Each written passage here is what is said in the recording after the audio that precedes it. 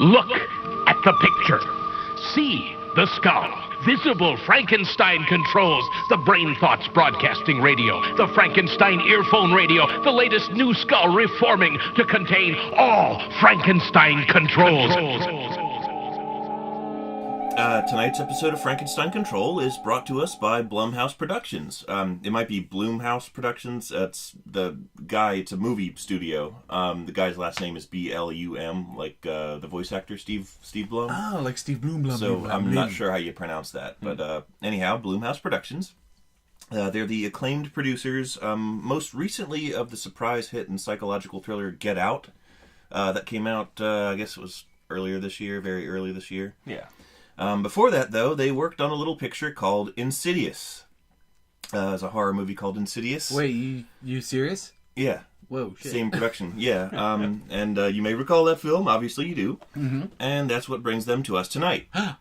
Given the recent rehabilitation of the Babadook as a symbol for gay pride, which I absolutely love, by the way. No sarcasm intended. I genuinely love that. That is one of my favorite things humans have done recently. That lifted my spirits in these trying times. Yeah.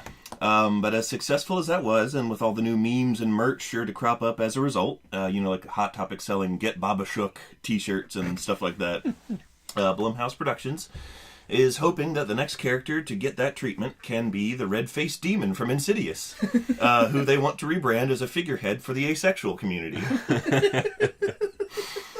Evidence abounds, or so they claim, that points to him being able to fulfill that role. A few suggestions fans had to offer that are apparently canon from the first Insidious movie include a quick shot from the scene in the film wherein the demon is on the ceiling about to attack the family, and a black ring can be seen on his right middle finger.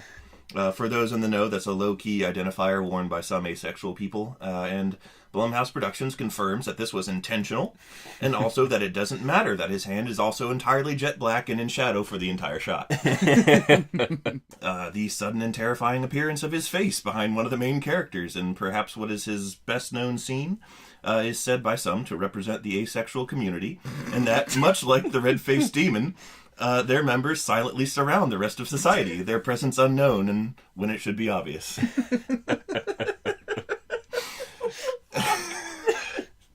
Some people, and I hesitate to go here, but some people have also pointed out that just like others who reject the Lord's command to be fruitful and multiply, the demon runs on walls and chases people through a ghost house.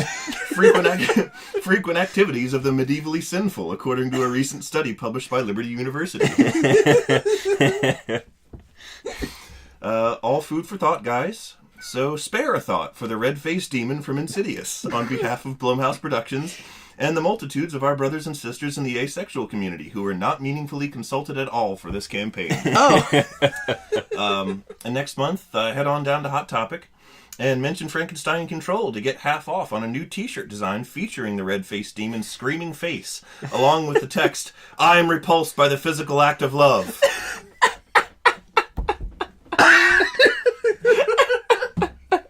Whoa! In bold. Right under his screaming demon face. Yep. Wow. Well. Thank you, Blumhouse Productions. I unironically want that shirt now. That's just a good idea. We'll have to go to Hot Topic. Okay. Hot Topic, here I come. Wow, yeah, like, in a vacuum, that's a really excellent shirt. Yeah. Like, with no context, like, somebody who has never heard this or anything would just be like, that's a weird shirt, man. Speaking of being repulsed, this is Frankenstein Control. I'm your host, a human magnet that is only the opposite of, that is the exact same kind of magnet to everyone he meets, Taylor Russell. To my left is Adam Shipp. I am a garbage bag filled with day-old meat. Painted green with fangs. And right ahead of me, as always, Mr. B-Rye. I'm B-Rye. I actually, fun fact about Insidious, I actually walked through a shot by accident. They filmed some of it in Richmond. I thought you were the red-faced man. Well, no, I was going to say I was credited as an extra as a ghost, but all I did was just walk through the back of the shot. And you're like, wow, this guy's great. Who hired him? It's terrifying. B-Rye, You were the ghost all along. Ah! And that answers our question from last week. Uh-huh. Well, that made me think of a thing that I heartily amused myself with last night. Mm-hmm. Liz and I were out getting dinner, and we drove past the Party City that's nearby. Uh-huh. And in the window of the Party City, there was like a poster advertising their military discount. Uh-huh. And it has like a bunch of, it's like, for our heroes, thank you for your service or whatever. And it has a bunch of like 4th of July. Right, got it. Well, 4th of July, and also like I've seen that there year round. It's just like a thing that they do there at Party City. But it's got a bunch of people in outfits representing various branches of all the branches of service, and also like a firefighter and a paramedic and a police officer. Mm-hmm. Number one, which begs the question, could you buy a costume for one of those professions there, put it on, and then come back in and like request the discount? Which is what I immediately thought of. Oh, man. It's a costume store! Come the fuck on! But it has all these, like photogenic, heroic-looking first responders and armed service personnel. And as we were driving by, I saw something, it was like either a reflection or the negative space, like on the poster behind the guy, just the way he was standing. Mm-hmm. But the firefighter, I thought, had like a knife. And it just looked like he was. But then I got the idea that how badly I wish I had a like poster company or a stationery company that made promotional materials like that for stores to hang, because I absolutely would seriously give a poster with all of like the first responders and military personnel and the firefighter just for no reason at all. Like not so large as to be like not subtle, but like a really brutal looking like saw-backed combat knife. It's just holding it. The fucking Fireman Joe armed with a K-bar. Yeah. It's just, he's just holding it. And he's still smiling, he still looks pleasant, the rest of them all look pleasant. He's not doing anything with the knife, he just has it. Yeah. Well, it makes sense to me. How else is he gonna fight the fire? Exactly. He's gonna stab that fire out. Well, I just wanted to see, like, I would be interested to see how long it would take somebody to notice. Yeah. Just like, thank you for the poster. And then like, why's he got a knife? He's got a knife. That's his firefighting knife, man. That's his firefighting service knife. That's a firefighter knife. You've never heard of those? Like if he's like needs to get through a door, but the door's locked. He cuts around the lock and like the doorknob with that knife and kicks it in. He just stabs the door to death until it falls over and he can walk through. You're gonna teach. It's a firefighter knife. You don't know that, man? It shows how much you know. You're gonna tell our heroes how to do their jobs. And Lissa just did one of her things where, like, I was losing my own shit privately. Yeah. Just imagining the same exact poster, but he's holding, like, a Brock Sampson survival knife. And she just, like, rolled her eyes at me, just laughing at my own stupid thing that I made up. Just the picture of a fireman rushing into a building. No fire hose or anything, just a knife. Vigorously stabbing at the fire, and it works! He slashes back the flames and they recede. This vicious stabbing. My God, you saved my child's life! You're welcome! There's a child on fire and he stabs the fire off of the child. The child is unharmed. That's good. I think our nation's heroes should stab for the powers of good. I'm glad we're doing this, because I had a really shitty day at work, so it's nice to just decompress with this kind of thing. Decompress and scream. Mm-hmm. Yes. Screen compress. Why was your day at work Compress, shitty? scream. My day at work was shitty because it's physically exhausting, and I'm way too fucking fat right now, and I need to get less fat so that it doesn't permanently damage me. Mm. And but that's just a normal day. But what made today suck was that it was really fucking busy and really confusing, and then midway through my day, I'm getting into my car for lunch break, and my fucking pants ripped wide open, and I'm like, are you fucking kidding me right now? So I gotta drive to the fucking store, and I don't get paid a whole lot, so now I get to spend what I just worked for on pants. Mm-hmm. And I get the fucking pants, and I come back, and they're like, hey, move this thing. And I jam my foot in this gate and nearly fucking break it. And it's just like, and there's someone just limping all day. It's just been a shit day, man. I'm glad I'm here. I get to scream and stuff. It's cool. You don't get to scream at work. They'll come in and they say, hey, can you fetch this light bulb? And you go, ah! Although maybe I should. It'll shake things up. Yeah, there should be more screaming in the workplace. Mm-hmm. I think it would improve morale. Bring back screaming in the workplace. Yeah. we need a loud workforce. One that can scream at decibels far higher than the human ears should be used to. There used to be a whole lot of screaming in the workplace in the early 1910s. That wasn't the fun kind of screaming, though. Most of the that screaming... was the I'm trapped in a burning coal fire screaming. I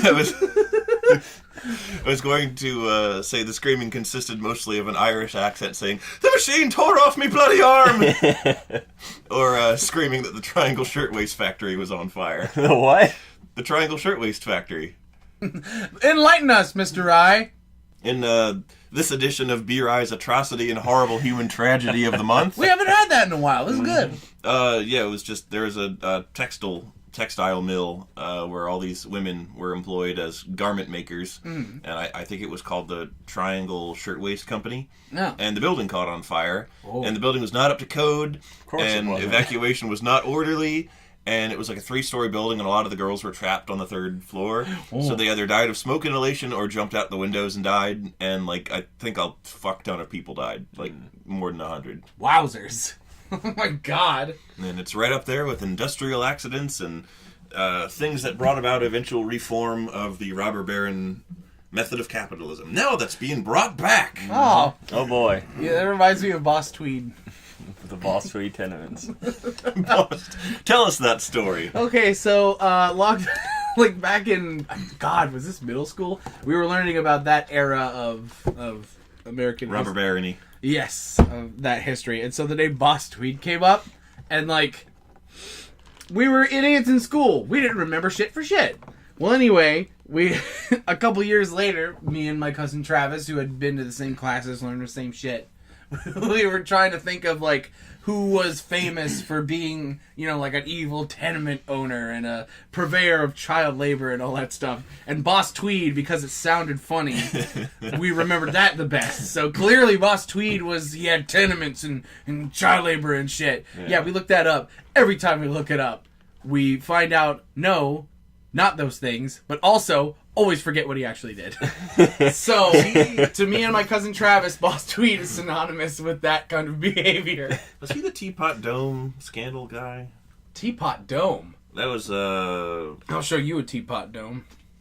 Oh, he was Tammany Hall. That's who Boss Tweed was. Tammany Hall? Tell us what Boss Tweed actually did. Boss Tweed. William Magyar Tweed. Let's see here. It's a lengthy-ass, hard-to-get-through Wikipedia article describing in uninteresting detail what he did. Here's a drawing of a fat man with a money bag for a head. I believe that should suffice for the crimes of Boss Tweed. He was guilty of having money on his mind, and his mind on his money. Some say that he had 99 problems, but a bitch certainly was not one of them. He was found in the center of Tammany Hall drinking gin and juice. This has been Almost History with Frankenstein Control. Would you like that shit? Now, normally I'm like the resident, erudite, like well-read, Andalite, I love Animorphs. knows all about history person who has an interest in this kind of thing and genuinely does. And, that B-Rye seems like the kind of person who listens to Sarah Vowell's podcast or something. And I do, but I've been at work for 10 fucking goddamn hours and I'm tired. So, not It's been a tonight. generally exhausting day. It's been hot as fucking shit, too. Yeah. Like, I'm grateful that the place that I work has air conditioning, but I do have to go outside a lot. Like, to do various tasks. And whenever I did, I was just like, oh God, it was like being a normal human being, and then I became the persistence of time. I was just a melting clock. I was just a Dali painting. Just, It just feels like the sun's punching you in the face. It did! Yeah. Like, okay, the only way I can describe how oppressively hot and sunny it was today was that when I went outside, my brain short-circuited and thought it was overcast because it was so bright. It was so hot today that my car, which does not have AC, oh God, I sometimes go between offices throughout like the day. Like I'll start out in the Lansdowne office, end up in the Sterling office, and today, or like frequently when I do that, I wolf down my lunch in my car when I get to the location where I'm going to, and I'll read my book for the remainder of my lunch break.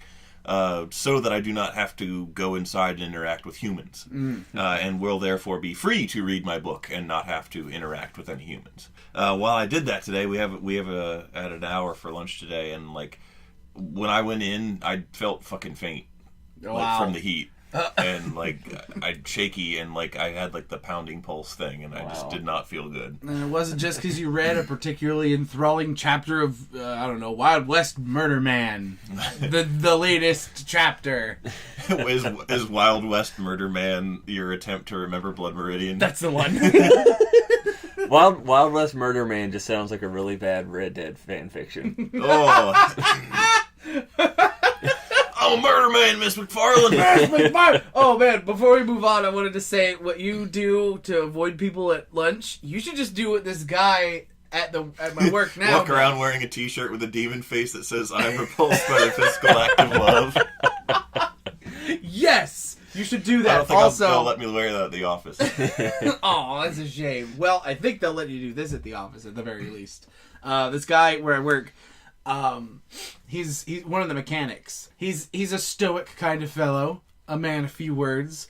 But when I brought parts to him today, it was around lunchtime, and he's just there sitting at his like little mechanic wheelie table, and he's eating a sandwich with a fork and knife. And he has these huge headphones on. And then in front of him is this paper sign that he had made that says "Out to lunch." So you just do that. Yep. Now, when you say eating a sandwich with a fork and knife, He was doing that. It was a like a sub sandwich, that was like a hamburger. like a hamburger. Yeah. Eating a hamburger with a fork and knife. Yeah. Are you sure this is a human being that you work Well, with? he's a and not- mechanic. His hands are covered in schmutz. Oh, okay. I guess he doesn't have good cleanser or something. I'm not sure. He never learned how to wash his hands. That is perhaps the only valid reason, but I have seen many incorrect people do that. See, that's gonna be the true political belief when we're all like 90. Is like people. That's gonna be the two parties that are left over. It won't be Democrats or Republicans. It'll be forks and knives and hands. And the Libertarian Party will be replaced by the forks and knives for hands people. And by that time, it'll be legitimate because hopefully the transhumanist movement will be in full swing. Oh man! So everyone will have robot parts. Man, talking about transhumanist stuff, we saw that weird thing on YouTube, man. The Treasure Planet.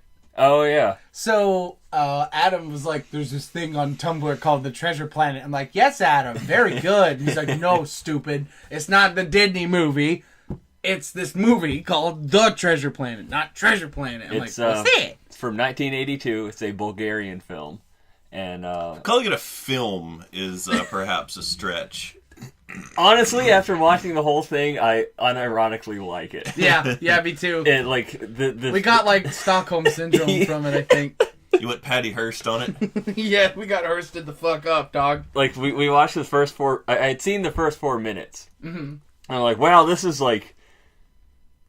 like garbage, but it looks like very unique and interesting garbage, so I enjoy it. And I was showing Taylor just that 4 minutes, but it was I had loaded up the entire movie. So when it got to the end of that, I'm like, okay, this is a part that I haven't seen yet. And then neither of us moved For the next from the couch. hour. We just watched the rest of it. And I would highly recommend you check it out because it's fucking weird as shit. Yep. But like, it's not like the garbagey kind of weird that we're used to these days where like you can only take about like 30 seconds of it max, and then you're like, this video isn't funny anymore. Yeah. We're like, no, this is like some classic A+, 100%, like, foreign people in the 80s on drugs made this. Like, you know what you're getting into the second you boot that shit up, and you're like, oh, the credits are in Cyrillic. Time for the ride. Yeah. And you fucking buckle up, dude, because god damn, that movie is... It's a jerky, crazy mess. Mm-hmm. But in the best / like, I don't want to say worst, but, like, bizarre. Like, that's the only way that you could describe this movie is weird. Yeah. Okay, that's your homework, Frankenstein Controlians. Go and at least see a clip of The Treasure Planet 1982. Yeah. Make sure it is not from the actually good and well-animated Disney film. I've never seen that Disney? one, actually. Yes, it is. Okay. Yeah, that was during their, like... That was during their phase after The Lion King. But it was before the time where they tried to kill 2D animation with, what was the one with the cows on it? Oh, God. The one that nobody liked or cared about? Home on the Range? Home on the Range? Yeah, that sounds right. How do you remember the movie with the male cows that have udders? No, that's Barnyard. Yeah, that's Barnyard. Oh, okay. That's not Disney. And also, I'm an animator, you fucking idiot. Of course I know these things. I have completely forgotten the core of your being for the last decade. But yeah, there was Home on the Range, and then there was... Didn't they do Chicken Little, like, right after that? Yes. Because, that was the first of their 3D movies, and, like, what a way to start that trend. Mm-hmm. Did Home on the Range, did that come out at around the similar time as Barnyard? Because I remember I get it confused with another movie, and I damned them both by association. I mean, shit, that was sort of a blurry kind of time. All I know is that... essentially, Disney called it quits after Princess and the Frog. They're like, well, fuck it. Yeah. With 2D animation. Yeah. Which is, I mean, like, it's really funny because, like, a lot of people are like, yeah, 2D animation's dead. And it's like, no, it's not. It was not a good movie. They just picked a really shitty movie. Yeah. Which makes me think, like, well, we bought all these computers and we've already fired half our animators, so fuck it. Let's just make a bad movie and show everybody it's terrible. Who did Titan AE? Titan AE was, what's his name? Don Bluth. Really? Oh, yeah. Okay. It's very blue. Hold on, let me fact check. I don't want to be spouting some horse shit. Titan AE is a fucking rad movie. Titan AE, yeah, that's the movie with the kangaroo lady that people make all the weird porn about. Oh, I know they do.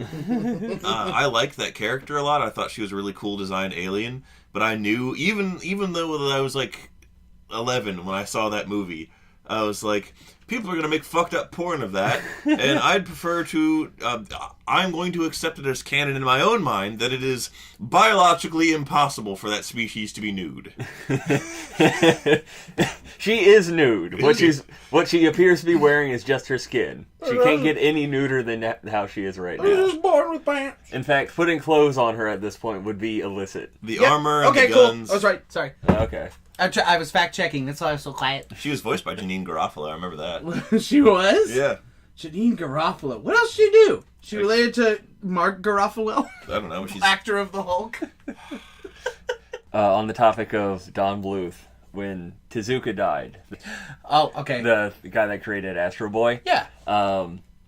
When he died, his estate went through his desk and through his work, and they found essentially furry porn. Oh. That is not at all where I thought you were going to go with. I thought you were going to tell me Don Bluth put his body in a rowboat and shot a fire arrow at it like a Viking funeral. I thought his family would just be heartbroken and then just build a robotic boy version of Tezuka to replace the one they lost. And stick fuel up his ass. Yes. God. That's how That's how Astro Boy, yeah. So for anyone at home, you can look it up online. Astro Boy refuels by them sticking a big old pipe up his ass. But when Tezuka died, not kidding, and they found his secret stash of furry porn, I'm just worried for when Don Bluth dies, and they look through all of his shit and just see all these sexy chicken women. You're gonna see Rockadoodle's cockadoodle. Yes, exactly. I don't want to see the cockadoodle. Cockadoodle, what a dick. Nobody wants to see pornography of a troll in Central Park.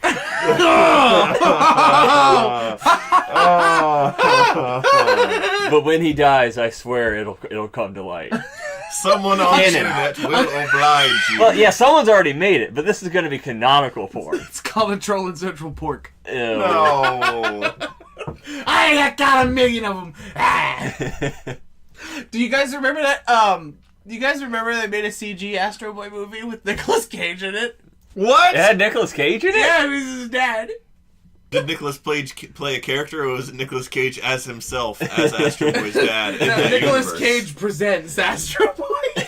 No, Nicolas Cage gave birth to Astro so, Boy. in the canon of the show of Astro Boy, the main scientist guy, his son dies in a car wreck, and he's like, and he goes nuts and makes a robot boy to replace the boy he lost. But as the years go on, he's not growing, and he's missing out on this awesome part of having a kid, experiencing him to grow up and stuff like that. And he sort of disowns Astro Boy. And that's where the Santa Claus, Dr. Boy man, I forgot his name. Dr. Wiley. Yeah, Dr. Light. Dr. Light shows Dr. up. Heavy. Yeah. Well, he had a big nose. Dr. Nose Boy shows up and sort of adopts Astro Boy as a surrogate son. That kind of thing. Until but all that's too... irrelevant. Nicolas Cage plays the crazy dad who built the robot boy and said, "You're not my boy!" That makes a little more sense. Because imagining Nicolas Cage as Dr. Good Guy is too hard of a stretch for me to do. I haven't seen the movie myself, so who knows? They probably combined the two characters. Nicolas You get one, Cage, you'll be happy with it. the cybernetic Prometheus who brought us artificial life. Well, you just made me imagine the beginning of Prometheus, but instead of the handsome Squidward, it's fucking Nick Cage.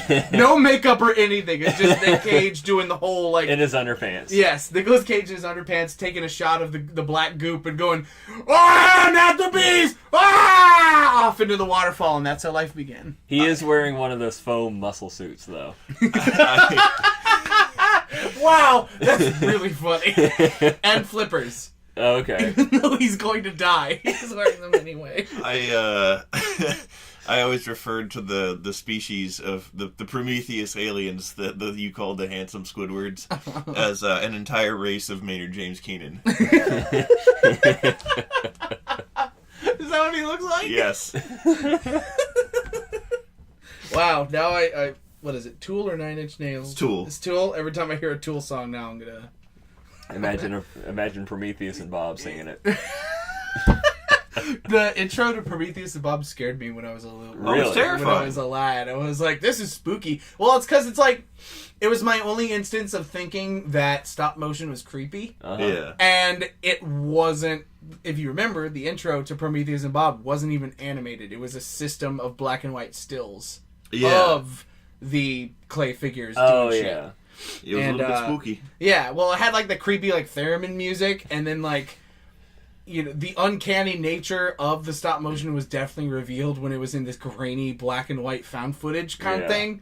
And I think maybe that's why I'm so spooked by found footage movies now. Where you that's why I haven't watched the Blair Witch Project. I haven't watched I got midway through Marble Hornets. I was just like, it's too spooky, man. I can't fucking take this shit no more. Yeah. By the way, this is Maynard James Keenan. Oh my god! Whoa! Dude, he totally looks like the fucking Prometheus aliens! Wow! Yep. Oh my god! Prometheus is a movie about an entire race of Maynard James Keenan who create xenomorphs. That is the Toolman. That is Tim the Toolman, Maynard James Keenan. Yeah, you remember that one Till song? It's 10,000 days. Or maybe that's Nine Inch Nails now I think about it. I can't remember who did what no more. This is song Prison Sex with a bunch of... I want you to this.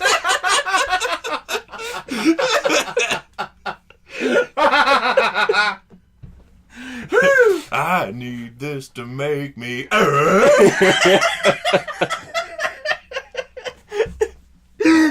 And the creepy little stop motion doll that's running around and getting fucked up just has Tim Allen's smiling face on it the whole time. Oh, it's funny. Oh my god. Oh. Was that the show where there was like a neighbor that you saw over the fence and you just saw his hat? Yeah. Mm-hmm. I think that guy's dead. How could they tell that the hat disappeared? I don't know. I might be wrong. A lot of people died last year, and I think I remember people be like, "We missed fence man." When he died, he fell over onto the fence, so his bucket hat got stuck on the pickets. So they didn't realize that he was dead, and everyone just continued talking to the wind as though it were him. I was gonna say, when he died, they washed him out of the bucket hat with a hose. Oh God, Jesus! What happened to him? That's a reference to the poem "Death of the Ball Turret Gunner." Whoa. Oh. Fuck. You know so many nasty things. I'm sorry, Adam. Fine, take it. Take it from me. I had to confiscate Taylor's And toy. take my thing because I can't stop fidgeting. Yep. We need to get you a fidget spinner so you can spin that and dab the whole time. Can a dab register in the audio? Ride a hoverboard. A dab? Let's find out. Has anybody done that yet? Done a fidget spinner, a dab on a hoverboard? Oh, I'm sure loads of annoying people have. Yes, but did it result in their death? Unfortunately not. Oh. We say in unison. Yep. I love just like the general hatred of fidget spinners. Really cracks me up. It's weird.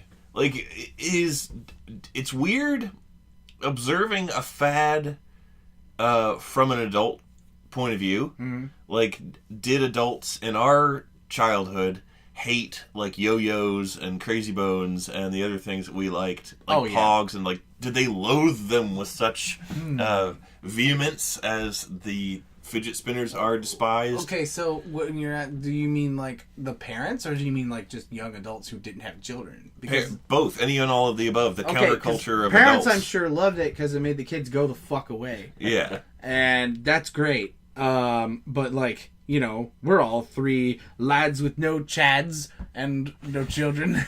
No hanging chads. Yeah, we got hanging chads, but we ain't got no chills. Welcome to nonsense. These are words. Welcome to nonsense control. But a big part of the understandable hate that fidget spinners get is that they're supposed to be for people with focusing issues, to give them something to fidget with so they can actually focus on the task at hand. And the issue is that they're marketed as toys, so people that don't actually need that kind of help can buy them, and then they do tricks with them, and they are just obnoxious with them in class. So you have these kids that they're just playing with their fidget spinners. They don't need them for to focus or cope with anything. And they're distracting everyone, and they're doing their cool tricks, and then the teacher's like, could you stop doing this? No, I need it to focus. I need it. It's one of those things where you can't make them give it up because like they can claim that. Yeah. Yeah, I gotcha. I've seen them despised for a more, I don't know, like... Erotic reason. Erotic's not the right word. Oh. General? Frightening is, or like disturbing is, like I've seen them despised by people as like coming from a sentiment of sort of like anti-masculinity. What? And, what? Or I've seen them despised by... I'm trying to process. I've seen them despised by guys who like view them as a source of anti-masculinity, and like the fact that or just like pussification of American culture that they hate. How? This isn't answering my question. It's like the sentiment that I've gathered from memes made by the cruel and stupid is that like because it's to cope with a mental illness, it's like, look at these kids today. They lump it in with the same kind of thing like safe spaces and all of their hate, like, look at these gun-free zones and safe spaces and fidget zones. It's like they lump him in with things. It's like in my day, kids didn't need this shit to like. We're allowing these kids to become little pussies and by allowing them to have things that cope with their. In my day, we just repressed that shit and beat our wives. Exactly. And grew up to be dysfunctional, bitter horrible asshole people. Yep. That's killing me, man. In my day, we didn't deal with their problems. We just stuffed them down to our core where they could stay there and fester until they explode and kill everyone around us. Yeah. I like to call The it... American way. Exactly. Oh, say, can you... Bitch, why didn't you make my dinner? Yeah. You sounded like Bender. Hey, Fry, why didn't you make my dinner? Fucking know I got waffles. Fucking can't believe this shit. You shut the fuck up, Sarah. Oh, now I'm getting scared. Yeah, let's not get into this territory. I'm afraid. It's I'm the pussification of America. I'm scared. but like that's Look at my fidget spinner. that's a thing I've seen is like stupid assholes lumping that in with like also like lumping it in with like made up shit like the man romper, which Wait, is like hold on. Whoa, is this like the negative universe's version of the Babadook? yeah. No, it's just like it was a mostly a joke thing of like the new fashion trend, and it's like a onesie for an adult person, and like it's obviously like a goofy thing that no one is really going to wear or buy, and they're like, these fucking pussies with their man rompers. This is what's wrong with men today. Male culture there's pussification bullshit, and like that's just the general incoherent but full of hate screaming that I hear from that side of the spectrum of our culture. And they lump fidget spinners along in there with that and like safe spaces and all the other things that aren't really a thing in real life, but that they have unbridled rage and contempt for, despite not understanding them at all. That reminds me of a much milder version of the show that had Tim Allen in it, called a show called Last Man Standing. It's a sitcom where basically Tim Allen is kind of a stereotypical man, and he has a wife and daughters, and he's constantly assaulted by things that are challenging his masculinity, basically. I remember this. It's coming back to me. Yeah. It's mostly bullshit problems that are not problems and can be easily solved if you just approach it from a reasonable perspective. But that show got canceled recently, and of course there's people that are throwing shit about it because like it's a pussification. They don't let us have last man standing. But it doesn't matter because I have a pitch for Tim Allen for a brand new sitcom called Don't Forghetti My Spaghetti.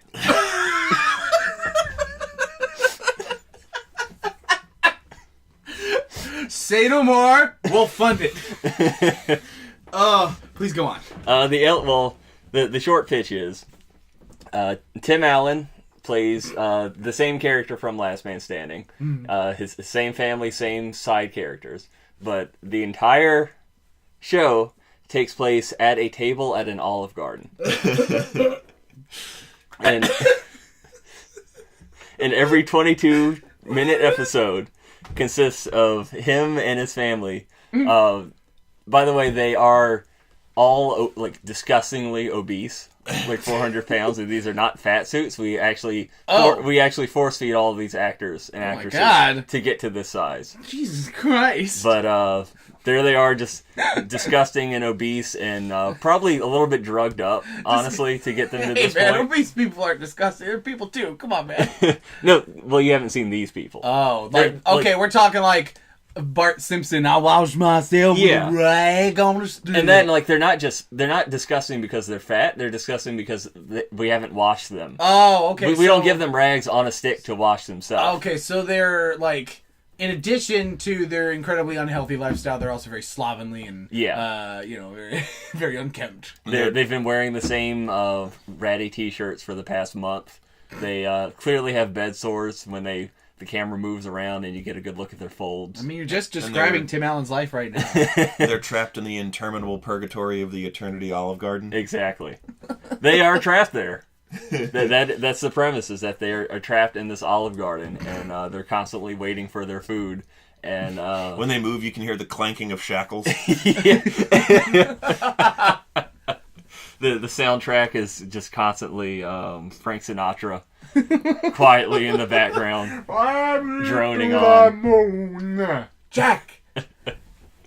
And most of the show just consists of them complaining about things that we were just discussing, as well as how long it's taking them to get their food. And Tim Allen's catchphrase, it's the kiss my grits or did I do that of the show, where every once in a while the waitress will come by and like top off their water and like give them some more endless salad and endless breadsticks, which is literally endless at this point. And Does he never leave? they can't leave. And getting more food is the main like budgetary concern of the show's production. But once an episode, he'll say his winning line, "Don't forget my spaghetti," and that's when the show basically pauses for about a minute for the live studio audience, which is also trapped in that same Olive Garden, to just laugh for 2 or 3 minutes straight. Wow, that's a long time. While Tim Allen just kind of awkwardly mugs at the camera and cries a little bit. Oh my god. And when he This is a horrifying torture ritual you developed. People are gonna love it. Oh, okay. They're gonna eat this shit up. What the hell? They're gonna eat it to the spaghetti? Yeah, they're never gonna forget that spaghetti.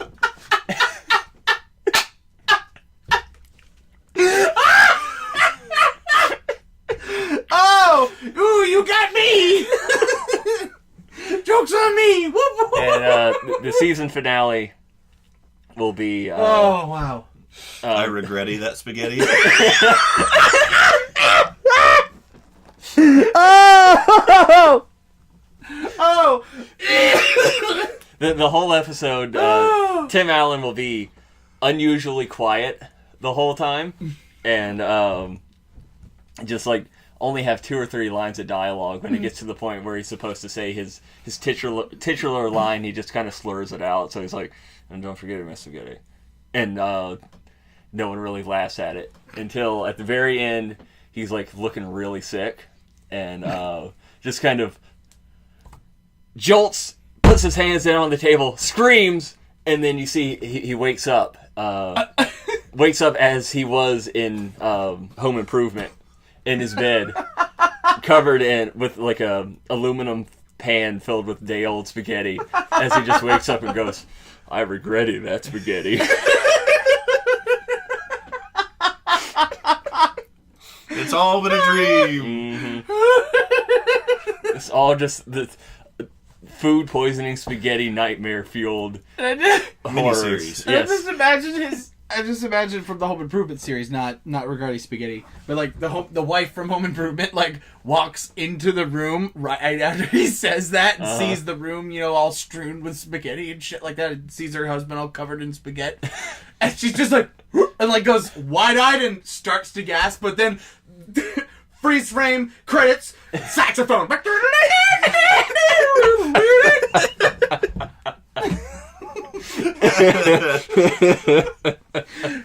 Executive producer Adam Schiff. Yep. And I'll be the sole cameraman as well. Yes. Because it won't be a difficult show to set up. There's one set. The actors can't... You're the best boy and also the worst boy. Yes. The actors are all chained in their seats so they can't defy me. Giving a whole new meaning to key grip. Yeah. Because you'll need a key to get out of that grip. Yep. You have a few masked underlings with bullwhips to ensure compliance. Of course. You'll have to film this in reverse, by the way, if you want Tim Allen to look as close to his pry as he used to look in Home Improvement days. We'll just do that final scene. That'll be the first thing we shoot. Yes. Before we shoot anything else. Yeah, before you make him morbidly obese. Yeah. When Tim Allen wakes up in the bed and is his normal self and he says, "Oh, I regretted that spaghetti," behind the camera you just go, "Oh, you will." Soon, Tim, you will. Soon, Timothy Allen. And your TV family, too. Boy, this fucking exploded. Did you two plan this? Like, what did you two, have a meeting before the show? You're just like, okay, I'm going to talk about the pussification Tim Allen show, and then you're going to go into a spaghetti tirade that we'll all regret.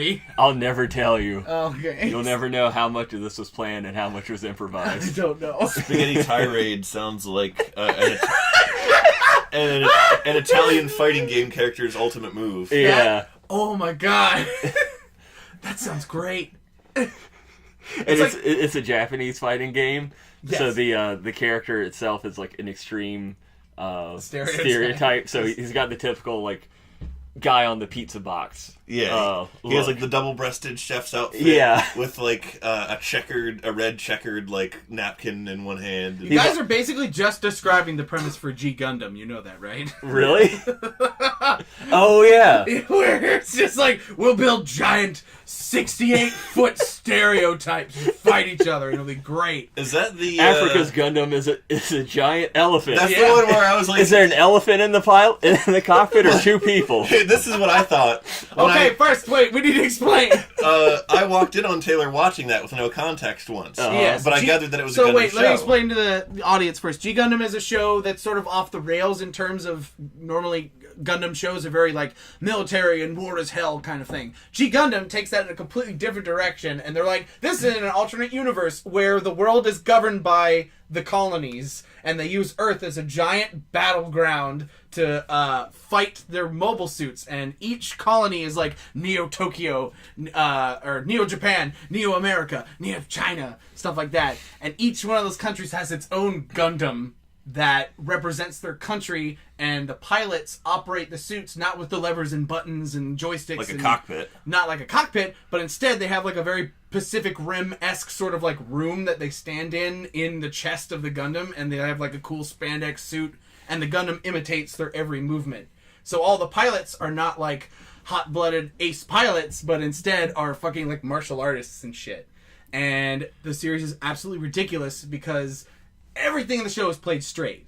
Like, these people are taking this shit seriously, but all the Gundams are hilarious stereotypes. Like, like one of my favorites is Tequila Gundam from Neo Mexico. Yeah, isn't Neo Mexico itself just a giant floating sombrero in space? It is. It is a giant floating sombrero in space, and it's fucking hilarious. And like, Wait, the Japanese really understand cultural sensitivity. that's what. No, the whole show. If you could get past, like if you can just accept from the get go. Oh yeah, these people are just insensitive and goofy. I'll enjoy this for what it's worth. You won't be sorry because it's hilarious. Because first off, the guy who taught the main character how to fight was the undefeated of the East, Master Asia. I shit you not, that is his name. Oh, Tequila Gundam, by the way, has a sombrero and a poncho. Of course. And oh my god, Neo Holland. Is it a giant windmill? It's a windmill with arms and legs. Well, what I was going to say was my first exposure to the show was walking in on Taylor watching that with no context, but quickly picking up the context from the show itself. And I gathered that it was a Gundam. I didn't quite get that it was like sort of a one-off separate series. I thought it was a serious Gundam show. I mean, which for all intents and purposes it is within its own lore. But Neo, whatever the fuck, their Gundam is a giant elephant. Yeah. One of the countries in Africa, I forget which. And a straight up, and like a huge elephant, like a quadrupedal actual elephant. And I said, is there just a Gundam that's just straight up, how did I phrase it? It was like a... Is that Gundam a straight-ass elephant? Yeah. I was like, yeah. Well, then immediately I went to thinking about how it was piloted, because I gathered enough of how that works in that show from watching the other pilots, and I wanted to know, is there an elephant, in fact, rigged to the control mechanism deep within the bowels of that elephant Gundam? Or is there, like, one person in the front and one in the back, like a horse costume?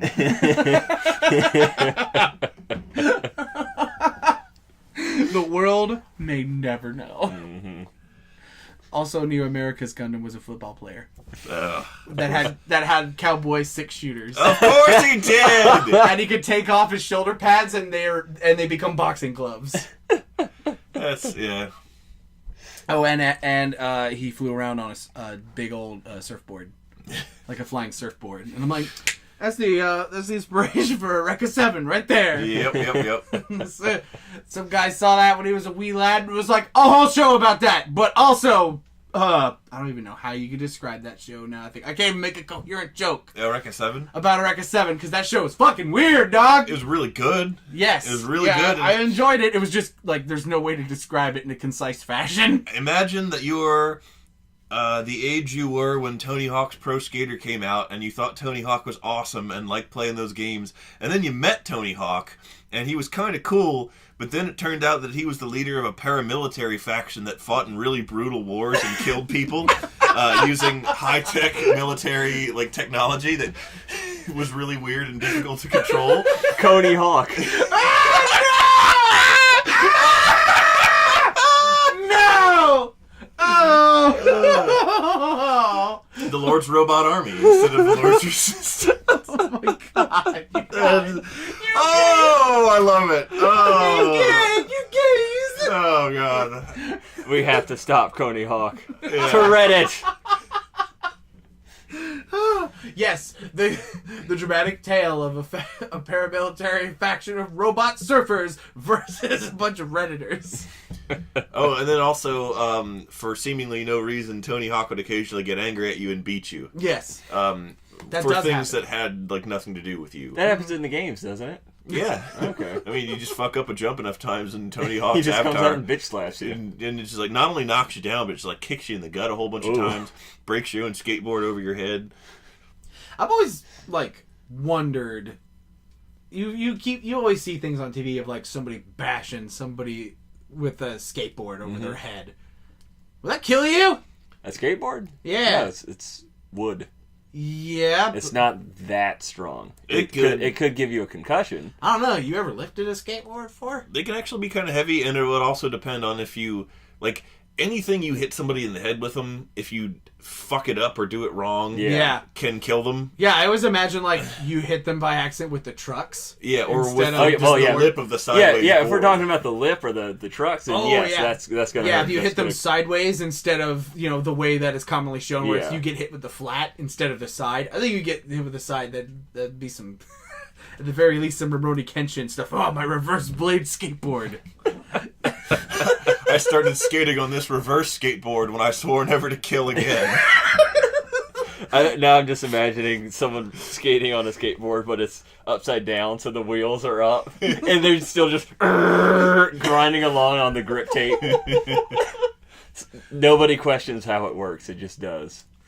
Oh my god. This episode became very anime very quickly. Yep. How the fuck do we go from Tim Allen spaghetti suicide to this? It's us. Yeah, I guess so. we're broken inside, That's very true. Just like Tim Allen. Yes, just like Tim Allen will be. So I get through with him. Yes, that's You right. say, this is for snitching on all those guys and sending them to jail for your coke. Yeah. Whoa, did he do that? Yeah. Aw, Tim Allen, dick move, bro. So did he just how does he get people arrested for his coke? Well, he got busted with a bunch of other guys, and I don't know. I don't think or know if he was the ringleader or anything. He was just hanging out with a bunch of guys who were doing coke. They all got busted, and he was the one they put the pressure on, and so he turned informant in exchange for immunity. Ah, Because basically, when you have these kind of situations of people that are distributing illegal goods, the people that the police want to catch are the ones that are distributing it more than the people that are using it. So they catch a user and they say, "Hey, we'll let you go scot-free if you tell us everyone that you got this from." Tell the dealer and you get a deal. Yeah. That is why on The Wire, if you were seen talking to the police, I forget the name of the really brutal gang member, but he would basically have you killed. So he ran a really, Omar? really... No, it wasn't Omar. Omar was sort of like a hood Robin Hood. And yes, I realize that has a repeating word in it, and that's funny to me now. But no, Omar went around and robbed drug dealers and drug gangs. No, man, it wasn't. What the fuck was that guy's name? He was the really evil guy. Barksdale? No. Dimsdale? Anyhow, he ran a really tight ship, a really brutal gang, and if there was even a hint that you would talk to a cop, and you would be shot. Like, not even, like, so if any of his guys got arrested for completely unrelated, like, things, they would be killed. Yikes. And he was really feared because of that. And his two chief assassins were Snoop and Chris. And Chris was, like, and I think he was, like, an ex-soldier. Oh. And Snoop was a female hitwoman. And she was surprisingly brutal and cool, too. Such an interesting cast of characters from The Wire. Hello. Today on Masterpiece Theater. Why is it fucking Werner Herzog? Today on a special guest episode of Masterpiece Theater, we will be playing The Wire. That's a very strange thought on so many levels.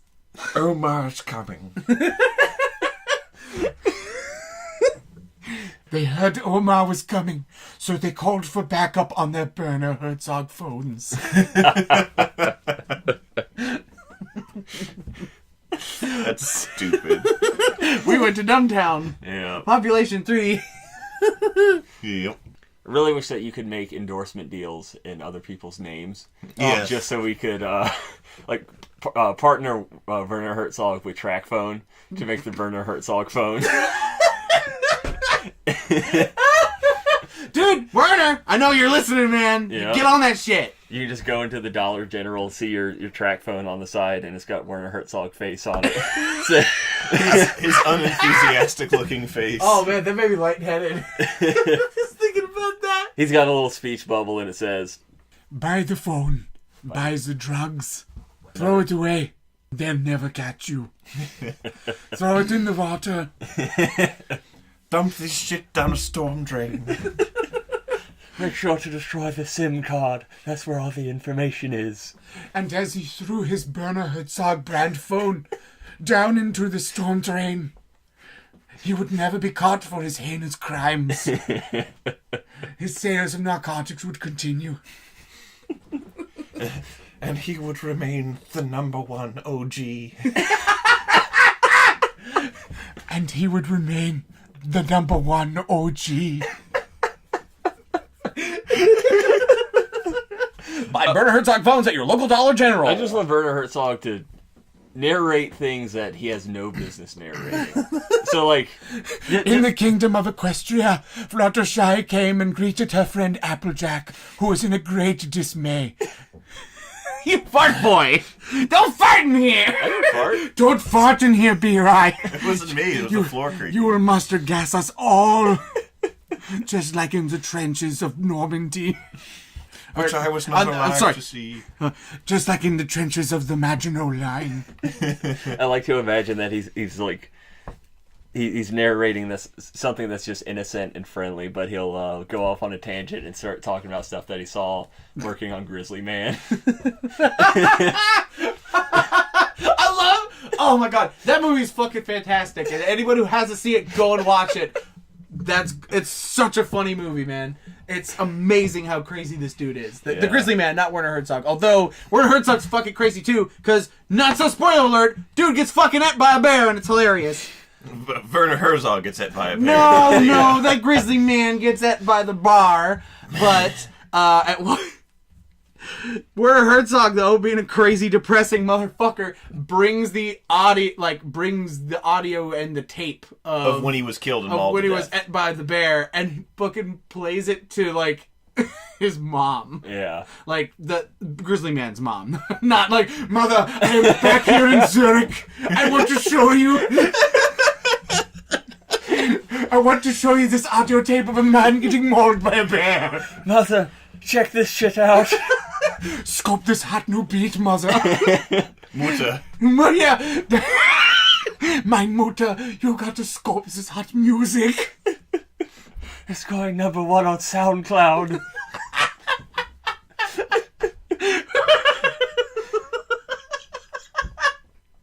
Oh, Werner Herzog. You cookie guy. I'm listening to it in my Beats by Dre headphones. Beats by Dread. Oh!